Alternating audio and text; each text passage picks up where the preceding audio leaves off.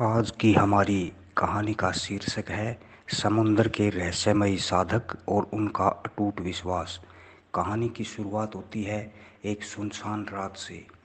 समुद्र के बीचों बीच घने बादलों और गरजते तूफान के बीच एक जहाज डगमगा रहा था। लहरें उफान पर थी और हर किसी की सांसें थमी हुई थी। उसी जहाज पर सवार थे एक विद्वान पंडित जी।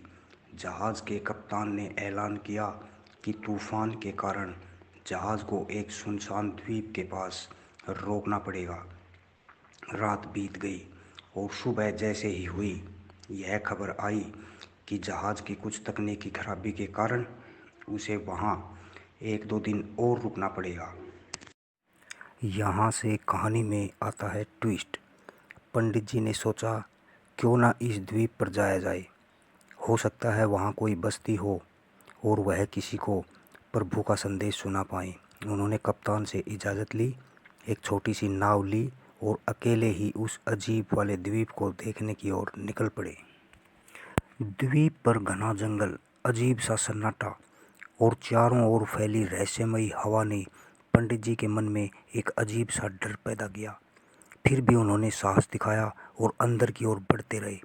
थोड़ी दूर जाने के बाद उन्हें कुछ लोग दिखे।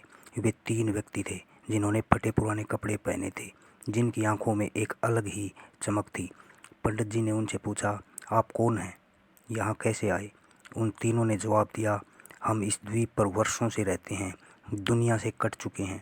पंडित जी ने सोचा कि यह सही मौका है उन्हें प्रभु का मार्ग दिखाने का। उन्होंने पूछा, क्या आप ईश्वर को मानते हैं? वे बोले, हाँ, हम ईश्वर को मानते हैं। पंडित जी ने कहा, आप ईश्वर की आराधना कैसे करते हैं?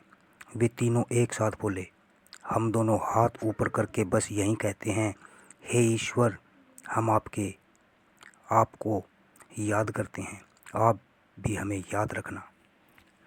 और फिर पंडित जी ने यह सुनकर कहा, यह प्रार्थना तो सही नहीं है, मैं आपको एक बेहतर प्रार्थना सिखा सकता हूँ। उन्होंने तीनों को धार्मिक पुस्तकें पढ़ना और सही तरीके से प्रार्थना करना सिखाया। तीनों द्वीपवासी बड़े ध्यान से सुनते रहे। कुछ समय बाद जहाज़ की मरम्मत हो गई और पंडित जी वहाँ से अपने सफ़र पर आगे बढ़ गए। लेकिन कहानी यहीं ख़त्म नहीं होती। 3 दिन बाद एक अद्भुत घटना घटी। पंडित जी जहाज़ के डेक पर टहल रहे थे। अचानक उन्होंने देखा कि वे तीनों द्वीपवासी, जिन्हें उन्होंने प्रार्थना सिखाई थी, समुद्र की लहरों पर दौड़ते हुए जहाज़ की ओर आ रहे हैं। पंडित जी की आंखें यह नज़ारा देखकर फटी की फटी रह गई। उन्होंने जहाज़ रुकवाया और उन तीनों को ऊपर बुलाया। और यहाँ सस्पेंस अपने चरम पर पहुँचता है। पंडित जी ने हैरान होकर पूछा, तुम लोग पानी पर कैसे दौड़ सकते हो? वे बोले, आपने जो प्रार्थना सिखाई थी उसे हम भूल गए, इसलिए हम फिर से उसे सीखने आपके पास आए हैं। पंडित जी ने चौंक कर कहा, यह कैसे हो सकता है? तुम लोग पानी पर कैसे दौड़ते हुए आ सके? तीनों ने बड़ी सहजता से जवाब दिया, हमने ईश्वर से कहा, हे ईश्वर, दौड़ तो हम लेंगे, बस हमें गिरने मत देना। और बस हम दौड़ पड़े। पंडित जी का दिल गहरे रहस्य और चमत्कार से भर गया। उन्होंने उन तीनों की ओर देखा और कहा, तुम्हारा विश्वास धन्य है। तुम्हें किसी अन्य प्रार्थना की ज़रूरत नहीं है। जैसे पहले प्रार्थना करते थे वैसे ही करते रहो, ईश्वर तुम्हारे साथ है। इस कहानी का अंत एक गहरी सीख के साथ होता है। ईश्वर के प्रति अटूट विश्वास और निस्वार्थ भक्ति किसी भी विधि या प्रार्थना से ज़्यादा महत्वपूर्ण है।